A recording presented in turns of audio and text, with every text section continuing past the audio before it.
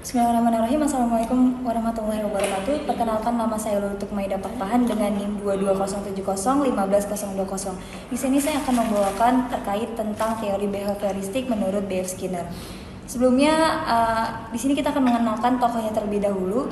Skinner memiliki nama lengkap Burrhus Fredrik Skinner, lahir pada tanggal 20 Maret 1904 dan wafat tanggal 18 Agustus 1990. Beliau adalah seorang psikologis terkenal asal Amerika Serikat yang memiliki pengaruh besar dalam dunia pendidikan melalui teori dan prinsip-prinsipnya tentang perilaku. Skinner dikenal sebagai pendiri teori operant conditioning atau pengkondisian operant yang menekankan pentingnya penguatan reinforcement dan hukuman dalam membentuk perilaku. Awalnya Skinner ini adalah seorang penulis, namun seiring berjalannya waktu, ia menyadari bahwa dirinya tidak memiliki bakat dalam menulis. Akhirnya ia mulai tertarik dengan psikologi setelah membaca sebuah buku yang mengulas mengenai behaviorisme. Buku tersebut mengulas pemikiran-pemikiran John Bordus. Analisis percobaan terhadap perilaku menjadi minatnya yang utama. Jadi, John Bordus Swanson adalah salah satu tokoh behaviorisme yang tulisan-tulisannya membuat Skinner mengalihkan minatnya dari kepenulisan menjadi seorang psikolog. Selanjutnya kita akan menjelaskan tentang teori behaviorisme secara umum, asal kata dan pengertiannya. Kata behavioristik berasal dari bahasa Inggris, yaitu behavior, yang berarti perilaku. Teori belajar behavioristik adalah pendekatan dalam psikologi yang menekankan pentingnya perilaku yang dapat diamati dan diukur secara langsung melalui stimulus dan respon. Selanjutnya kita beralih terkait penjelasan tentang teori behavioristik menurut B.F. Skinner. Teori belajar behavioristik menurut Skinner berfokus pada ide bahwa perilaku manusia dan hewan bisa dijelaskan melalui prinsip-prinsip pembelajaran yang diperoleh dari interaksi dengan lingkungannya. Skinner menekankan pentingnya reinforcement atau penguatan dan punishment, hukuman dalam membentuk dan memperkuat perilaku. Menurutnya, perilaku yang diperkuat cenderung diulang sementara perilaku yang dihukum cenderung dihindari.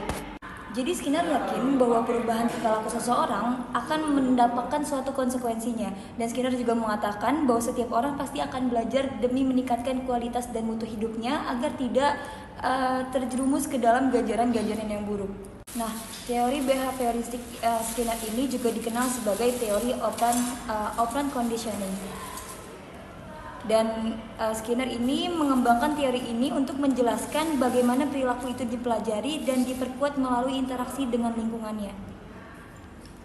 Nah, selanjutnya kita akan membahas tentang Skinner Box. Skinner Box ini adalah uji coba pertama kali yang dilakukan Skinner untuk memperkuat teorinya terkait teori behavioristik. Selanjutnya kita akan membahas terkait Skinner Box. Nah, Skinner Box ini adalah uji coba pertama kali yang dilakukan oleh Skinner untuk memperkuat teori behavioristiknya. Selanjutnya kita akan membahas terkait Skinner Box. Nah, Skinner Box ini adalah uji coba pertama kali yang dilakukan oleh Skinner untuk melakukan dan memperkuat teori behavioristiknya. Nah, di dalam box ini terdapat komponen-komponen yang melengkapi agar teori tersebut, uji coba tersebut dapat terjalin, di mana di dalamnya itu terdapat tombol, pengungkit, dan jeruji. Nah, saat tikus tersebut berada di dalam kotak Skinner ini, maka mereka akan jalan dan mengelilingi si kotak tersebut untuk mencari hal yang dia inginkan. Kemudian setelah mengelilingi kotak Skinner tersebut, tikus tersebut memunculkan tingkah laku yang menyebabkan tombol pengungkit itu tertekan. Ketika tombol pengungkit itu tertekan, maka keluarlah butir-butir makanan yang kemudian masuk ke dalam kotak Skinner. Dari eksperimen yang telah dilakukan oleh Skinner dengan menggunakan tikus ini, maka ini menyatakan bahwa dalam kegiatan belajar mengajar harus memerhatikan penguatannya, di mana penguatannya itu terdapat stimulus dan respon yang akan menghasilkan tingkah laku. Maksudnya yang akan menghasilkan perubahan tingkah laku dalam peserta didik. Jadi stimulus dan respon akan semakin bertambah kuat jika ada penguatan di dalamnya. Skinner juga membagi penguatan ke dalam dua jenis, yaitu penguatan negatif dan penguatan positif. Penguatan negatif itu seperti pujian, hadiah, dan lain sebagainya apabila peserta didik melakukan suatu hal yang baik. Dan terdapat penguatan negatif. Nah, terus yang kedua itu ada penguatan negatif, di mana penguatan itu berupa hukuman atau punishment serta teguran apabila seseorang itu melakukan sesuatu yang memang seharusnya tidak dilakukan. Jadi kita langsung menarik kesimpulan, pada intinya teori behavioristik menurut Skinner ini adalah teori yang berfokus pada tingkah laku manusia, di mana yang di dalamnya itu terdapat penguatan yang harus dilakukan dalam menjalani belajar pembelajaran maupun dalam menjalani berbagai hal di luar belajar mengajar, di mana di dalam itu terdapat dua penguatan, yaitu penguatan negatif dan penguatan positif, sehingga dari dua penguatan itu apabila dilakukan maka akan menghasilkan perubahan tingkah laku di dalamnya. Sekian penyampaian dari saya, kurang lebihnya mohon maaf. Wabillahi taufiq wal hidayah. Wassalamualaikum warahmatullahi wabarakatuh.